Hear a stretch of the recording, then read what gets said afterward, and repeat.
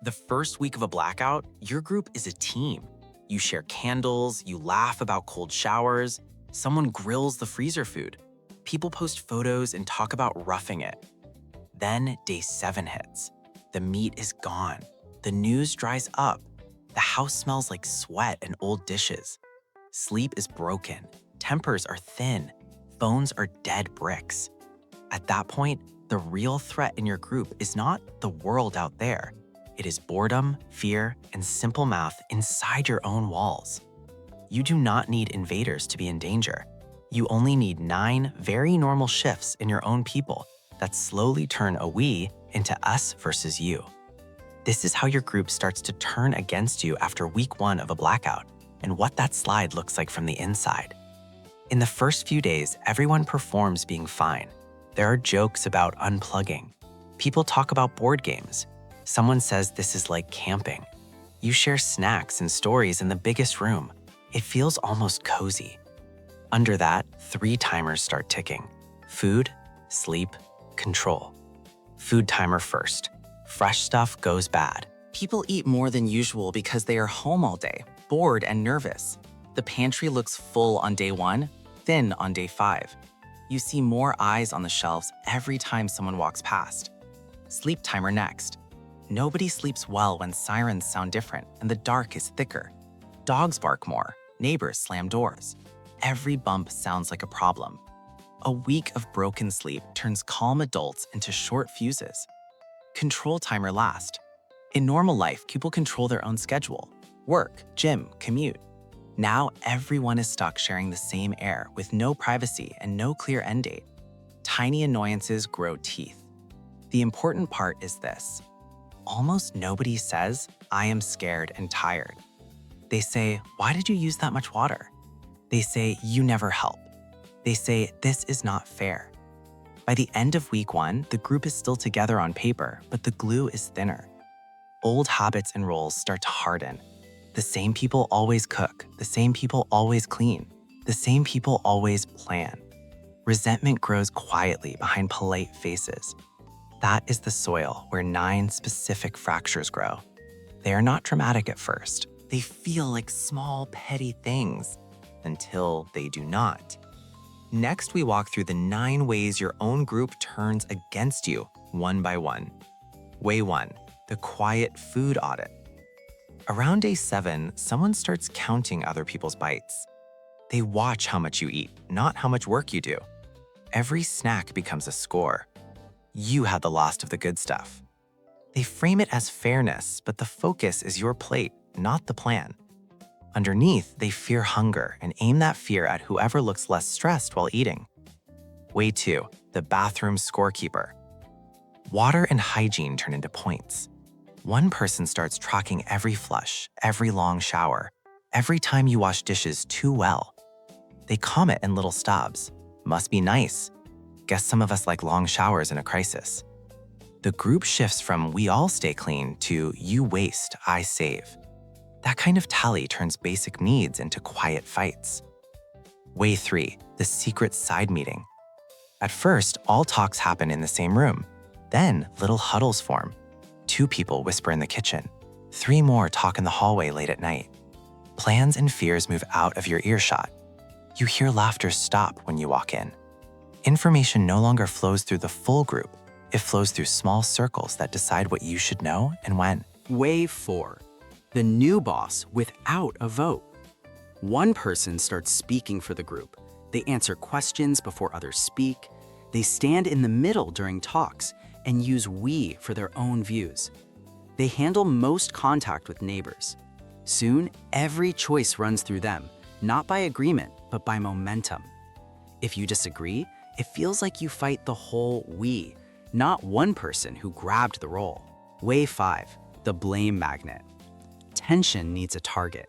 At some point, the group picks one. It might be the calm one, the injured one, the new one, or the one who brought less gear. Every problem drifts their way. Short food, cold room, loud neighbors. If you had done X earlier, we would be fine. Facts fade. Every story bends so the same person sits at the center of the fault. Way 6, the side stash. Someone builds a private cache inside the shared space. Extra cans under a bed, hidden snacks, battery packs behind clothes. They eat group food and save their own. When shortage hits, those hidden supplies bring real weight. If the stash appears, trust drops. If the stash stays hidden, they feel safe while others go hungry. Both paths push the group toward fracture. Way 7, the outside deal. A member starts trading with neighbors from a position of representing the group, then adjusts the deal for their own gain. They slip food or favors out for side promises. They promise help later without checking with anyone. Soon, outside people have leverage on your address through one person you thought spoke for all of you. When truth shows up, anger points both inward and outward. Way 8, the safety split.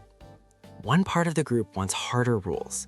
No lights at night, no talking outside, no visitors. Another part wants normal life. Music, guests, windows open. At first, these are small style choices. Over time, they turn into two camps under one roof. Each side sees the other as the real threat. To the strict ones, you are careless. To the relaxed ones, you are paranoid. You stand between two moods that no longer meet. Way 9, the exit without goodbye. Last, someone decides they trust the group less than they trust strangers or the road. They leave early in the morning or late at night without clear notice. They take their share of supplies, plus a bit more for the trip. They leave holes in jobs and defenses you thought were solid. The people who remain feel abandoned, then angry. Trust for the next person who speaks of leaving drops towards 0. None of these shifts feel dramatic when they start. They feel like small mood changes, small habits, small secrets. Together, they move you from a team in a blackout to a set of nervous individuals who share walls and blame.